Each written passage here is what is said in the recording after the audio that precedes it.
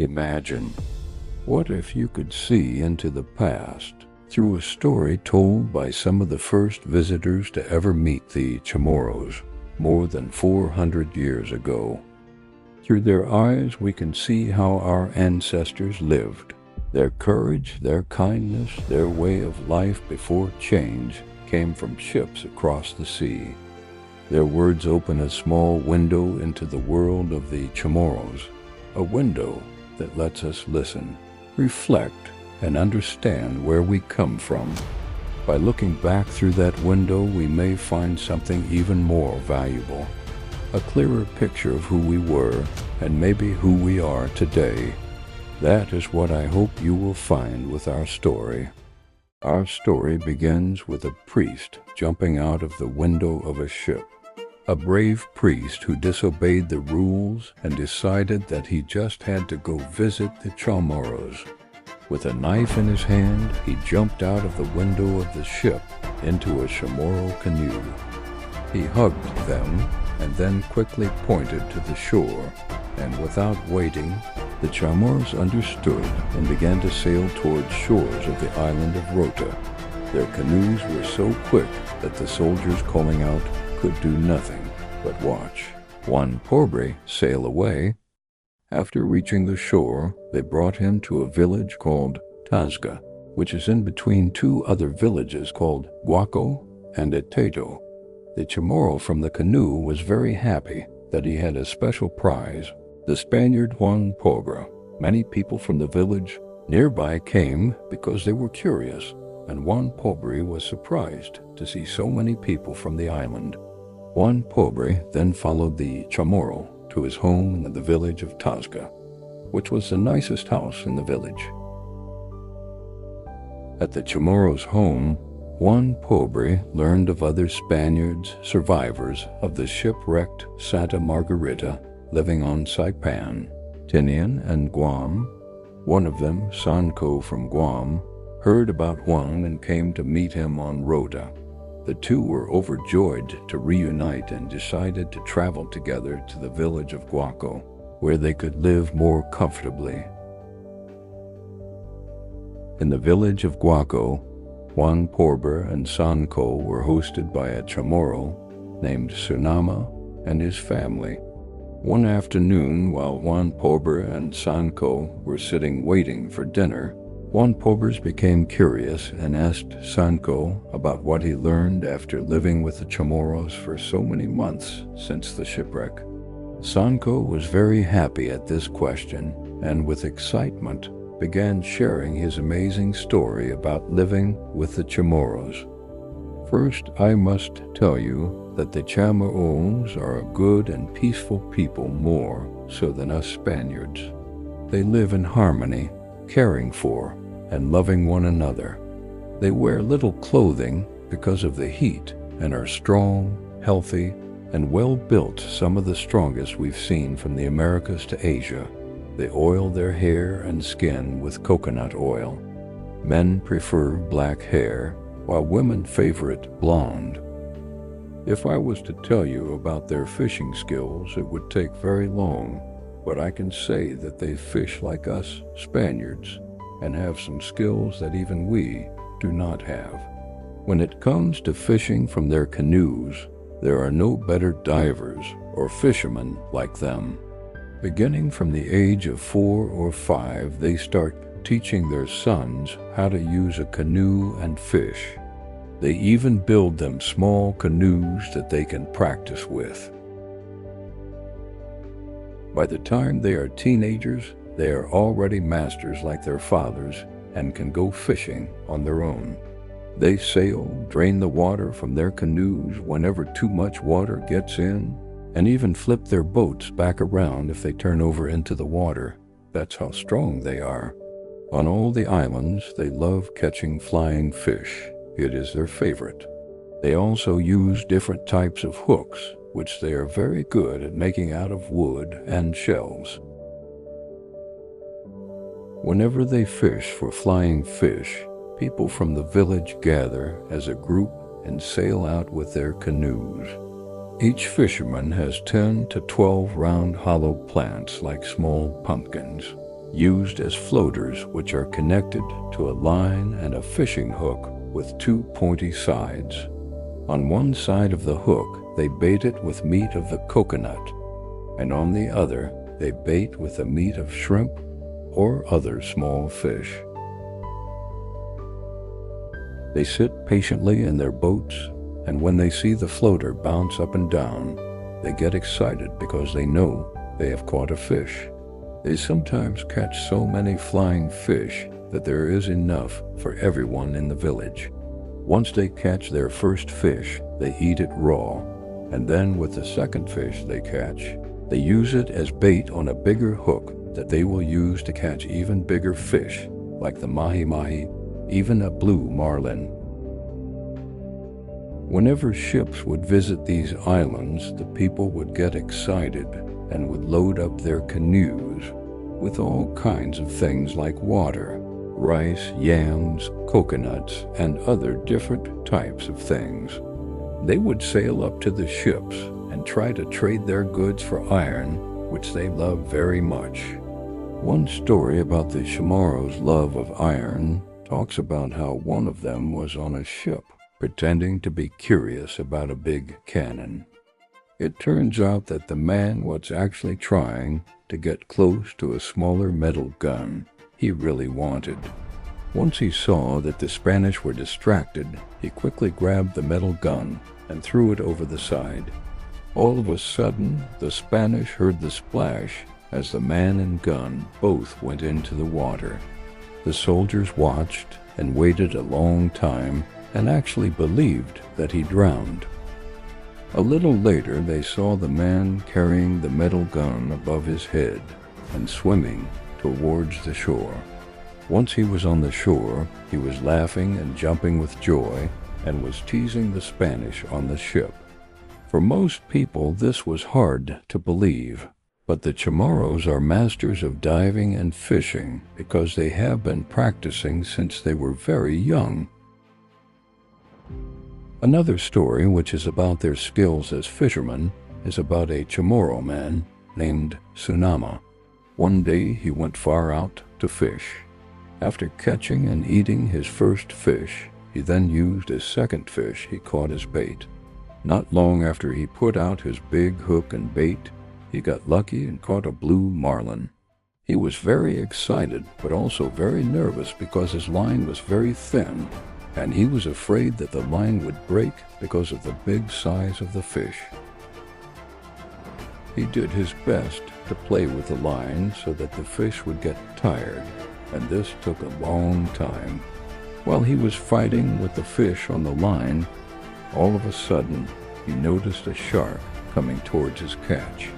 The shark began attacking his fish, and this made him very worried, but because he couldn't let go of the line, the man then decided to tie his line to his canoe and flip it over.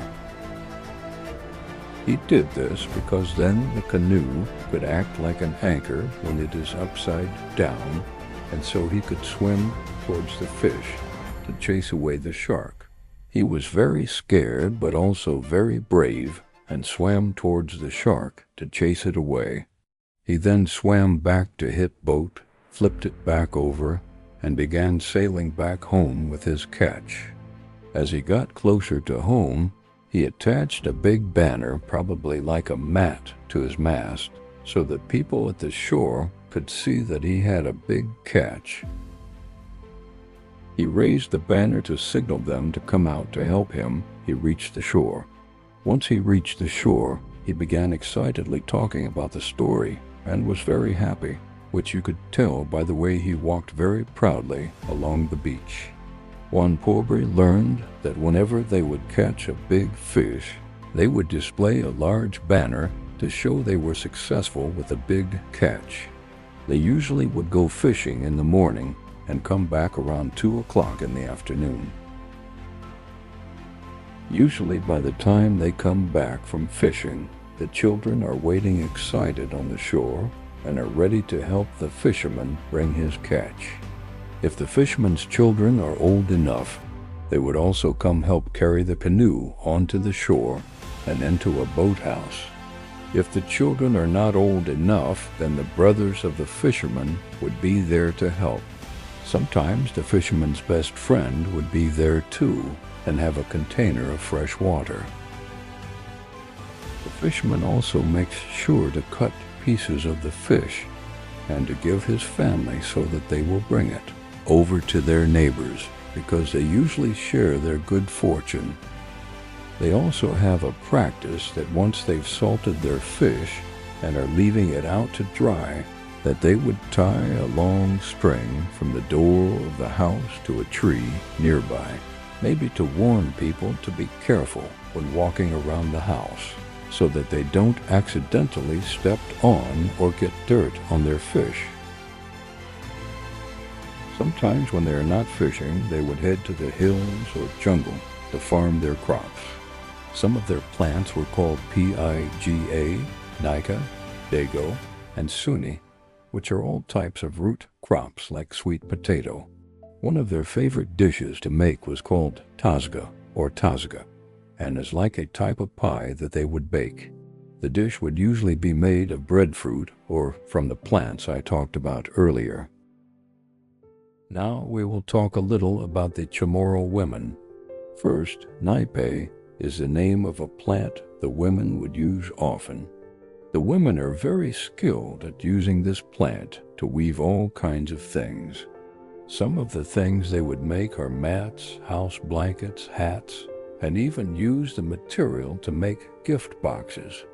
They also love to bake in the morning and in the evening, or whenever they can. You can also find them at work in the gardens, farming and planting. Their work is very hard because they don't have any metal tools. Instead, they use wood to help dig into the ground. The wood they use is made from a type of palm tree called bonga. The bonga stick is shaped so that it is pointy and so that it can help dig into the soil easier. The men and women are hard workers and have little patience for those who don't work hard. They teach their children from a young age that hard work is important so that when they grow up they can be helpful, and they teach their children with great love. Their love for their children is so great that it would take a long time to try to talk about it. The way they raise their children is very good. Whenever a child is angry, they would not spank them. If a child was angry and walked a little bit away from their parents, they would throw small pebbles behind the child, just to let them know that they are still there. Then, when the child has stopped crying, they would lovingly go and carry the child and feed them good food. Then they would use kind words to teach the child how to behave, and because of their patience, their children usually grow up to listen to their parents and to be skilled at what they were taught. The Chamorros are usually very kind to one another, but even at a young age they practice the art of warfare. They would practice spear throwing and mastering the sling stone.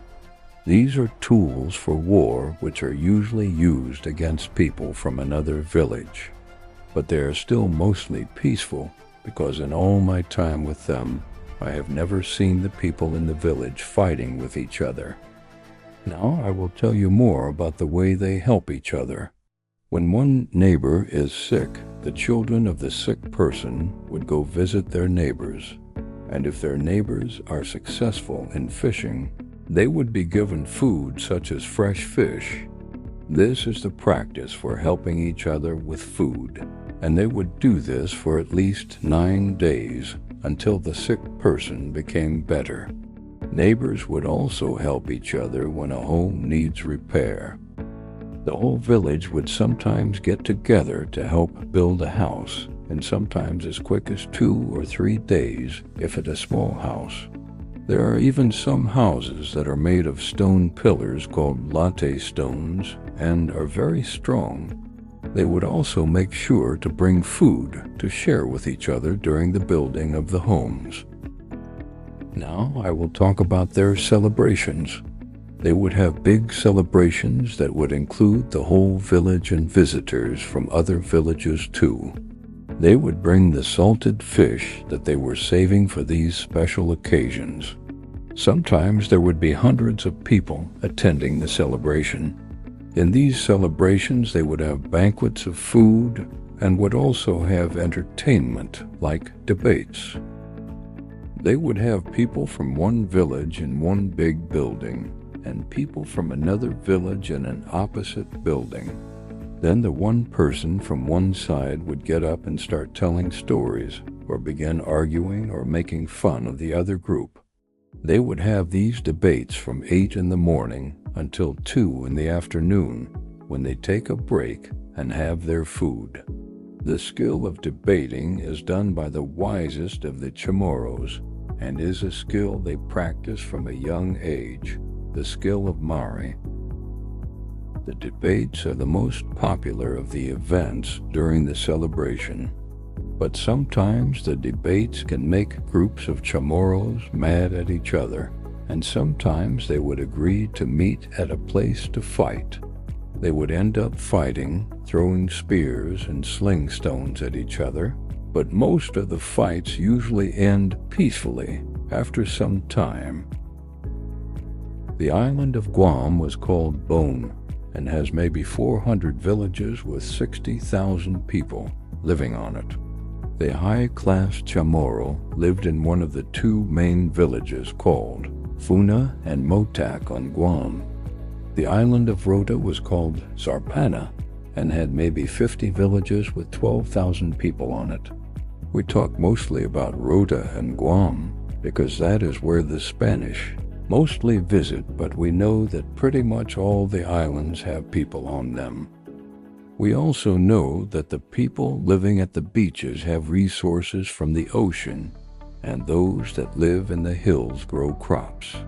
Both people would trade with each other fish for crops like yam and taro. The Chamorros also have a special fruit that they call rima from the oramais tree, also known as breadfruit, which is very important to them. They use their great strength to make their stone houses and to make canoes. The people who live near the beaches are called magares and are higher status than the ones living in the jungles and hills. The Chamorros don't have slaves to farm their lands, but some have criados, which are people who might be treated very good and help the family with their work.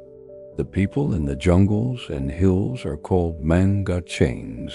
The jungle mangachains have high respect for the magares people that live on the beaches. Their respect is so great that they cannot go near the houses or property of the magares, or else they might get attacked. Next thing I will try to explain is the religion of Chamorros. They do not have any king or government like us, but they worship their ancestors. They have the skulls of their parents and grandparents called anitos, which are kept in special baskets that they keep in high areas, like a shelf in their homes. The Chamorros would show their respect to the skulls of their relatives by bowing when they enter the area where the skulls are stored. The Chamorros believe that special places need to be respected, like the places in their homes where they keep the skulls of the relatives. So they would tell their criados or their family members that no one, not even them, must go to the special places they keep the skulls while they are gone fishing, because they may get bad luck and not catch any fish or even drown. If they are lucky with catching fish, their ceremony would be to bring one of the skulls, maybe the grandfather, and put them in front of the fish they have caught.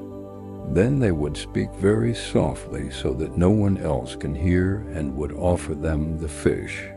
If they caught a bigger fish like a marlin or mahi-mahi, they would have a different ceremony where they would place the eldest skull on top of the others and then after put it on top of the big fish. Then the relatives and close neighbors would be invited to have a celebration to honor the skulls of their ancestors for helping them with such a big catch.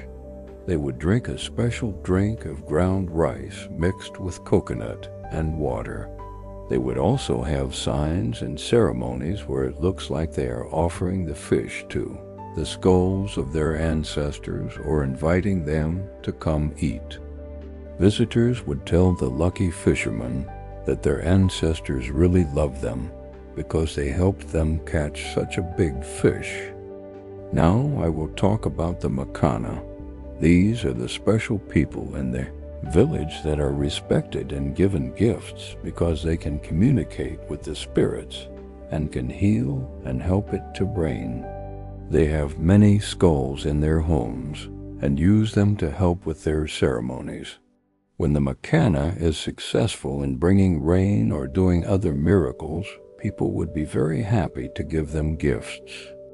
The Makana would be happy to share all their gifts like food with others, and most Chamorros have a culture of food sharing. Sometimes the Makana can be mad and scold a person, telling them that they have not shown respect to them or to their ancestors, so they must not go fishing or they will not be lucky or even drown. Sometimes people would be affected by something and would be crying out in the middle of the village at night. When this would happen, people would believe that they must have done something wrong and would tell that person to go away. The person would then sometimes feel so ashamed the next day that they would avoid everyone for up to 10 days. One day Juan Pobre was walking through the village of Ateto and someone called to him from one of the houses.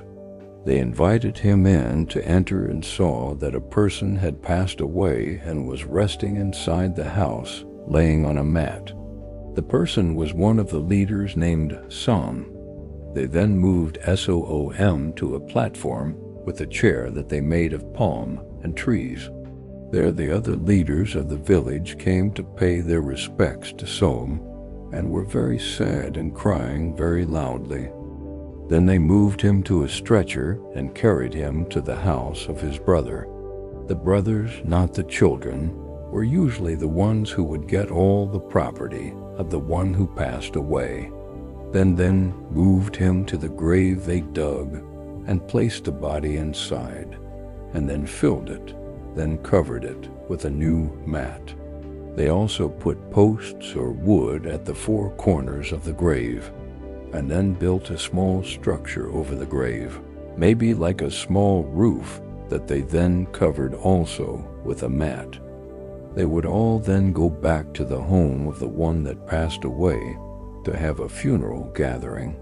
The person, Som, was very respected in the community, but when it comes to regular people who may have passed away, they have a different ceremony. They would usually cut the hair of the one that passed away and then wrap them in a new mat. Then elders of the one who passed away would come and place pieces of tree bark or painted paper on the body. Then together the elders would sing and cry and say things like why you left behind, the people that loved you, your wife, your tools for fishing, farming, building, and your weapons, your betel nut basket, and everything you used to own. They would mourn the one who passed away for 2 hours or more.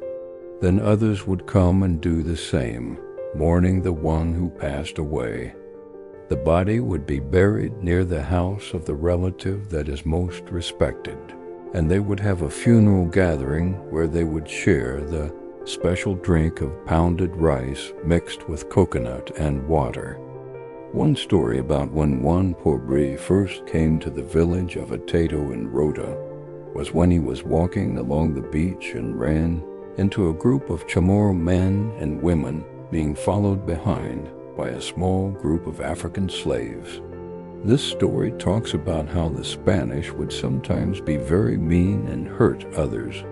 Juan Pobre had heard that some Spanish were killed near the village of Ateto, and when he saw the group walking with the slaves, He knew that it was probably them. He walked towards them angry, saying, "Er," which means bad, probably a short version of word arare. The Chamorro group stopped and were confused because most Chamorros do not believe that they do bad things and take being called bad very seriously. So they asked Juan Pobre what they had done to be called bad. The priest then explained that they were bad because a ship came to their village and it had many things Chamorros loved, and so they killed the Spanish and took their things. One Chamorro woman spoke up and took one of the hands of the male slave and told Juan Pobre that the Spanish are worse and the slaves were good. She then turned the slave so that his back would show all the whippings and burn marks made by the Spanish. She then asked Juan Pobre why the Spanish would do these kinds of things. Later, Juan Pobre would learn that there were some Spanish in the Philippines who were thinking of taking revenge for Spanish that were killed. Thankfully, they did not. He also learned from one of the slaves that he was lucky that day and that the group of Chamorros were thinking about hurting him like they did the Spanish.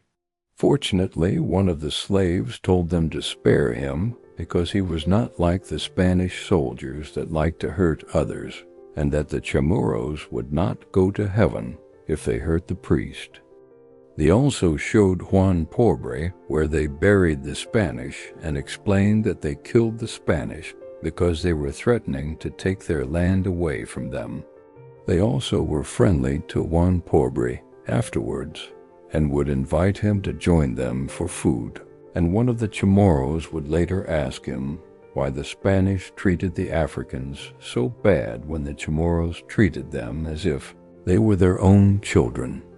Juan Pobre agreed, but still scolded the African that they should ride the ship back to Philippines to be with other Christians, not the primitive non-Christian people on the island. The slave would then answer that the primitive Chamorros behaved more like Christians than the Spanish. One of the last things Juan Pobre shares is how well he and his companions were hosted by the family of Sunama, the father, Sasambra, the wife, Marapago, the son, and the two daughters named Marufaquis and Mamanaseria. Unfortunately, one day Sanco was speared while resting by the beach in the village of Guaco. The injured Spanish had to walk with his injury to village of Tasga so that he could join Juan Pobre. Their Sanco was taken cared for by Sunama's family for 9 days until he passed away. Juan Pobre talks about how even the neighboring family who heard about what happened would bring food outside the house and wait until one of Sunama's family came and got the food for the injured Spanish. Some of the food they made included flying fish that was baked and then crumbled into a bowl. Then would mix it with ground coconut and some salt. They would then offer it to Sanco, and if he didn't want it, they would then offer a different food. Another food they prepared for Sanco was rice balls with coconut, which were made by mixing coconut water with rice flour. They would even make the mixture into a drink, which they would serve in cups that had a spout so that they could pour the drink into their mouths instead of putting their lips on it, which is bad manners. They also offered the injured Spanish baked or boiled breadfruit and 3 or 4 large root crops so that he wouldn't starve while he was injured. The Chamorros would make sure to feed him twice a day, at 8 a.m. and at 3 or 4 p.m. They would also keep asking him to eat as much as he could because they were also big eaters. They treated Sanco the same way they would treat their own children when they were sick, and their culture meant that anyone who visited would be provided food by the host. When Sanco finally passed away, a burial was prepared for him. The Chamorros and some friars then carried him to the graveyard where other high-ranking Chamorros were buried, which was close to a beach area. They placed the body in the grave they had dug and covered it with sand and then placed a mat over it. After the burial, a few Chamorros asked Juan Pobre whether Sancho had been Chamorri, probably asking if he was respected or admired by his people, and Juan Pobre said that he was. The Chamorros then built a type of structure to protect the grave, like what they did with their leaders. They also planted a long, thick pole near the foot area of the grave, with a flag or banner on it. The friars then decided to add a cross at the head of the burial area because Sancho was Christian.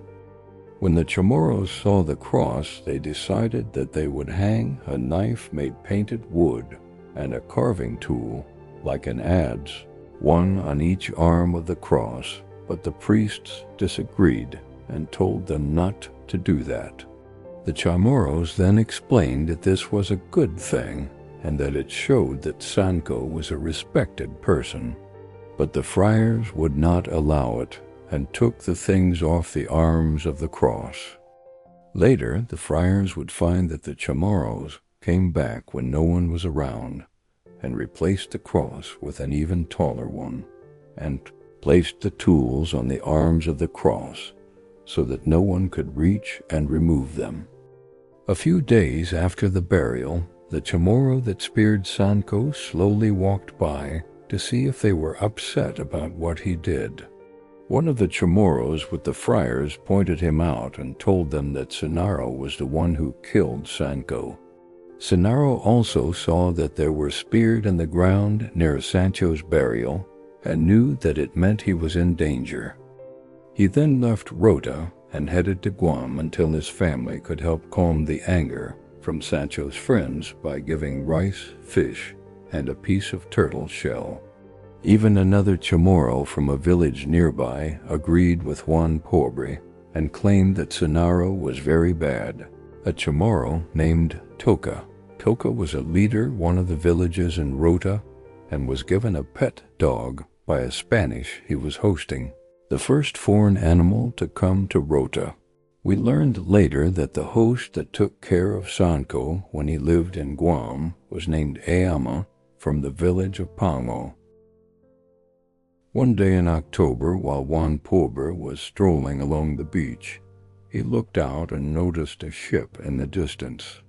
Not long after, a Chamorro ran by him and said, "Juan, Mami's Baraco," almost as if he was saying, "Hey Juan, look, it's a ship from your country." With excitement, Juan Pobre and his master Sunama, his son, and two relatives got their canoe ready and started heading towards the ship. At the same time they were heading to the ship, a small boat from the ship was already in the water. The boat had the captain and other men who had guns and spears and were planning to rescue Juan Pobre and any other religious people stuck on the island. Many Chamorros in their canoes were surrounding the men on the boat, offering coconuts and other things to trade. But the Spanish were afraid and used their spears to keep the Chamorros away. The men on the boat then noticed Juan Pobre on the canoe heading for the ship, so they turned around back to the ship. None of the Chamorros were allowed to go on the ship except the ones with Juan Pobre. When they all got aboard, the people of the ship very happy to see Juan Pobre. A little later, a strong wind began to blow, and the captain of the ship became excited and told Juan Pobre that they have to leave soon. Juan Pobre understood and decided that he would have to say goodbye to his master and his family. The Chamorros then got on their canoe with a flag and a cross they got from Juan Pobre and sailed back home. Thankfully, through the stories of Sancho and Juan Pobre, we are able to learn about the lives of the Chamorros and the many qualities that made them truly special. With hope, the lessons from these stories can guide us to better understand who we once were and perhaps help bring greater unity among us in the future. Thank you all for listening, and may we continue to keep the spirit of our heritage alive in our islands forever.